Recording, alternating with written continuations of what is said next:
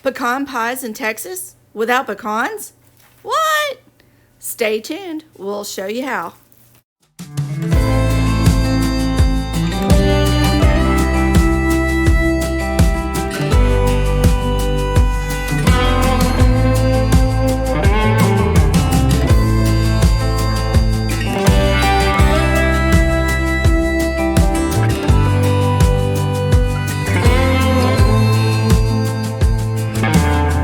Hi, and welcome to Homemade Hometown.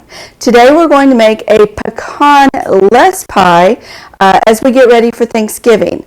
Now, a lot of people out there, especially if you're from Texas, you know how popular pecan pies are, but a lot of people have nut allergies nowadays, or they're like some people we won't mention that just don't like nuts, don't like the texture of them, but they like the taste. So we have created a pecan-less pie, absolutely no nuts in it, that we're going to show you how to make today so that maybe you can make it for your Thanksgiving.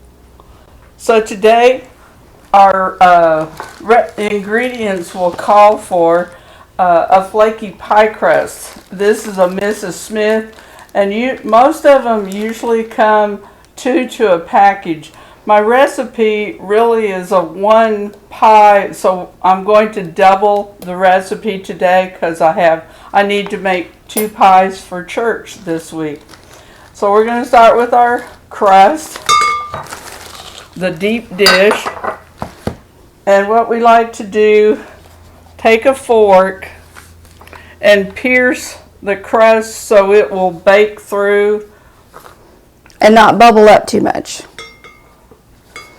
And you're going to preheat your oven to 350. You're going to bake your pie crust for about 8 to 10 minutes. Keep an eye on them. You don't want to burn them. But you want to bake them just so that they've had that chance to kind of rise just a bit. But you don't want them bubbling up, because once you put the pecan-less pie inside them, if you haven't already baked the crust, you could have the potential for the pie to overflow and you'll make a mess in your oven. So this is one way to prevent that, is by preparing your crust ahead of time and doing a little bit of pre-baking before you get started. And I did pierce the sides as well as the bottom.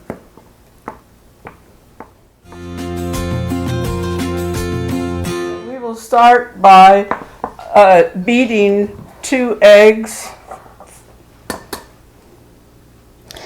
So the original recipe calls for 2 eggs, but we're going to do 4 because, as we said before, my mom needs to make 2 pies for her church Thanksgiving social, and so we're going to go ahead and crack 4 eggs, but we'll have both recipes in the description below.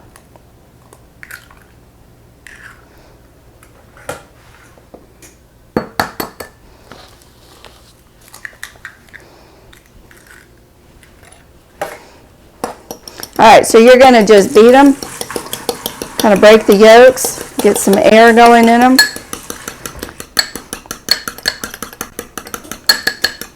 Just a little bit of whipping.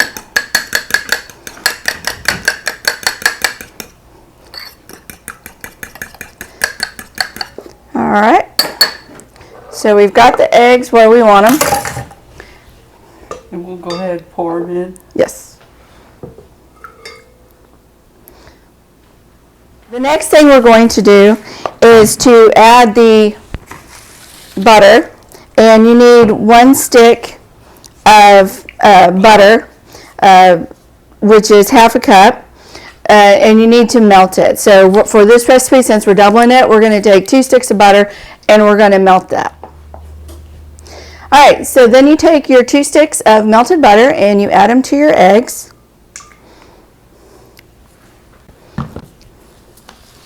Then we're going to take 2 cups of dark corn syrup. And I should have grabbed a larger measuring cup, but there's 1 cup.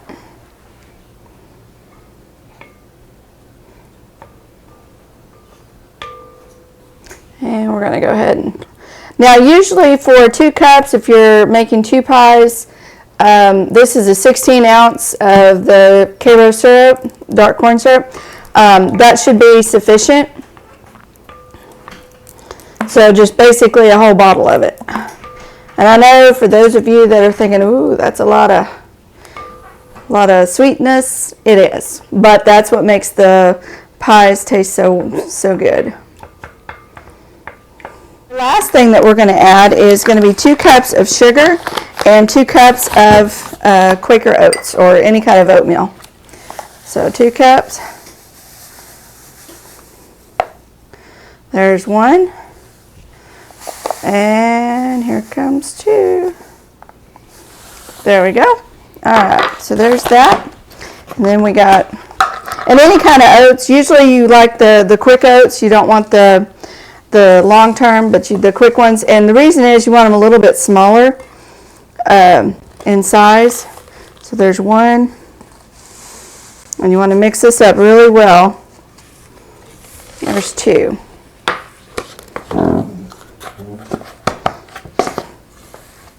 Alright, so we're going to stir this around till it's thoroughly mixed to make sure everything's incorporated.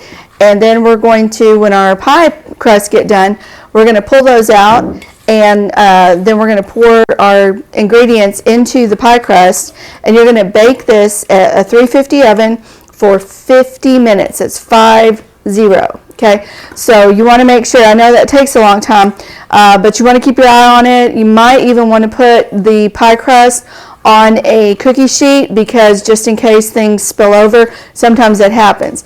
I always recommend that you do a deep dish pie crust instead of a regular one, because this does make quite a bit of filling, and so you want to make sure that you're not going to have any accidents in your oven, because then you end up having to clean it like I did before this video. So I just wanted to let you know in advance not to just pour it in a unbaked pie crust, because the pie crust will rise and it'll cause all the filling to overflow. So make sure that you have your pie crust baking, preheating, and for about 8 minutes, and then pull them out, let them cool off for just a moment, put them on a baking sheet, and then pour your filling. Alright, so we've just taken the pie crust out of the oven. We baked them for about 8 minutes. They poofed up a little bit, and then they settle back down, so that now they're ready for the filling. We've taken some cookie sheets or pizza pans, and we've covered it in aluminum foil, so that if we do have an accidental overflow or spill, it won't get into the oven, which is a whole lot more involved when cleaning. This way, if you have anything, you can just take the aluminum foil off, throw it in the trash, all good. So, and yeah, no dishes to do. Alright, so now we're going to evenly pour about half and half. We might have to go back and forth a little bit. You might have to hold that. Okay. So we're going to pour it. Make sure that they are evenly divided, because you don't want one to have a whole lot more than the other one. So you want to just kind of make sure you've got both. Okay. We have our 2 our 2 pie crusts filled with our pecan-less pie crust. And if you notice, we did not use any pecans in this recipe. So I just want to reiterate, this is a great alternative to any kind of pecan pie, or if someone doesn't like nuts, or if they just don't like the texture of nuts. So we'll put them in the oven now for 50 minutes, and we'll pull them out and we'll check back with y'all.